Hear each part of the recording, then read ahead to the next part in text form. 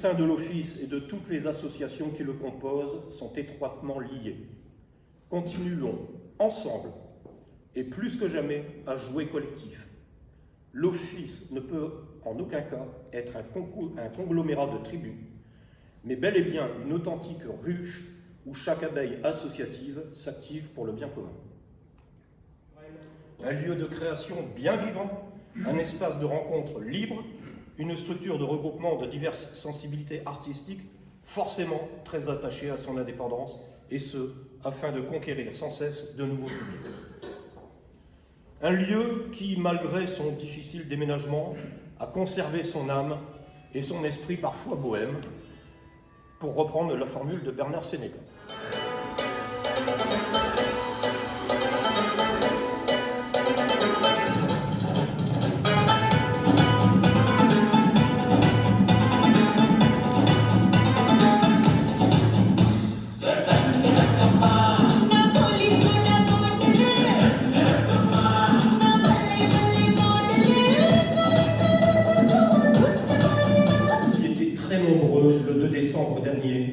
Lors de la consultation co-organisée avec la ville. Vous avez pu vous exprimer à nouveau sur l'office culturel dont vous rêvez pour les années à venir. La salle Denise Glaser était comble ce soir-là. De nombreuses suggestions d'amélioration et propositions ont émergé des échanges. Que ce soit en matière de services pratiques ou d'actions favorisant les mutualisations et les projets interassociatifs. Entre autres difficultés, celle récurrente du manque de salles avec jauge adaptée aux répétitions ou spectacles a forcément surgi des 4 tables rondes. Nous avons bon espoir que les suites seront concrètement données à ces attentes collectives dans le projet culturel municipal que la ville présentera sans doute au cours de cette année nouvelle. En tout cas, toutes ces rencontres où vous avez été nombreux montre votre attachement indéfectible à l'Office culturel.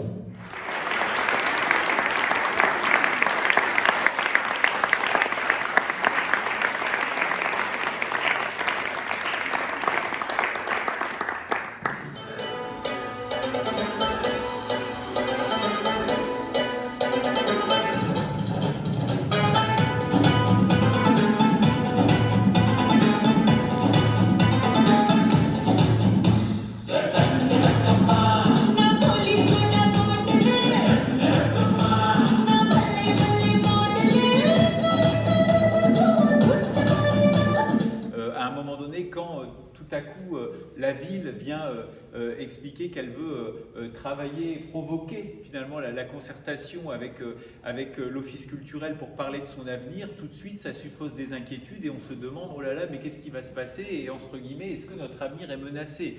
Je tiens à le dire, le redire, le re-redire. Je ne suis pas Jean-Paul II, mais je vous dirais simplement, n'ayez pas peur. Bon, parce qu'il n'y a aucune raison pour le coup d'avoir peur, puisque aujourd'hui, vraiment ce qui nous anime dans le cadre de ce travail, c'est véritablement une grande ambition pour l'Office culturel, de l'aider à faire mieux ce qu'elle fait déjà, mais surtout éventuellement de faire davantage. J'avais, au cours de la réunion du 2 décembre dernier, émis un certain nombre de pistes sur la manière dont je voyais effectivement de nouvelles missions pour l'Office culturel, et je pense notamment à ce sujet finalement de la promotion de la culture, de la manière dont aussi l'Office culturel pourrait demain travailler davantage sur finalement le fait de co-construire et la co-construction dont parlait Hervé juste avant, non seulement entre les associations culturelles, mais aussi en lien avec les équipements culturels de la ville ou alors d'autres partenaires peut-être plus éloignés, l'office de tourisme ou autres.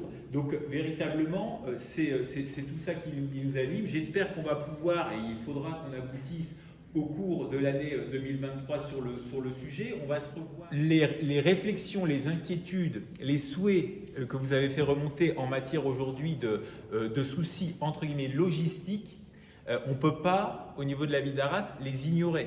parce que vous les avez fait tellement remonter. Alors vous étiez peut-être très bien organisé pour faire que ces choses-là remontent énormément au cours des tables rondes, mais en tout cas, ce sujet-là, il est énormément remonté, et c'est pour ça que j'ai demandé à Fabien Sagnier, donc le nouveau directeur du pôle culturel Saint-Pierre, et donc avant tout directeur du conservatoire, de regarder comment, au sein aujourd'hui des salles du conservatoire, qui aujourd'hui, à part la chapelle ici où nous sommes, les autres salles ne vous étaient pas ouvertes, puisque voilà, occupées et sous maîtrise, si je puis dire, d'œuvres du conservatoire, j'ai demandé à Fabien de regarder comment voilà, les salles qui étaient inoccupées sur certains créneaux quand il n'y a pas de cours, etc., pourraient être mises à disposition voilà, des associations culturelles, parce que moi, à titre personnel, j'ai aucun là-dessus a priori et aucune, si je puis dire,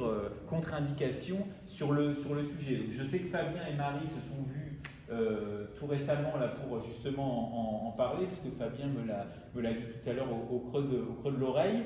Donc on va regarder ça. L'objectif justement, c'est essayer d'apporter des réponses par rapport déjà à ça, des réponses, si je veux dire, les plus rapides possibles, pour pouvoir desserrer ces difficultés que vous pouvez avoir, que ce soit pour organiser des réunions ou que ce soit aussi pour réaliser des séances de répétition.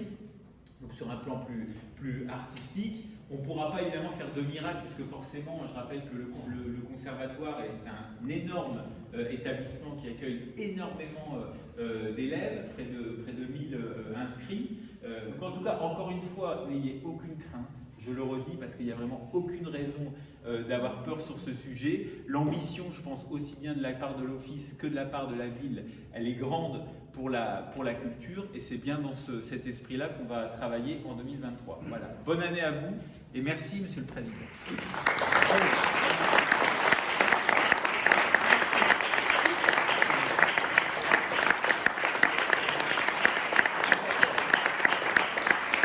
Bonne année 2023.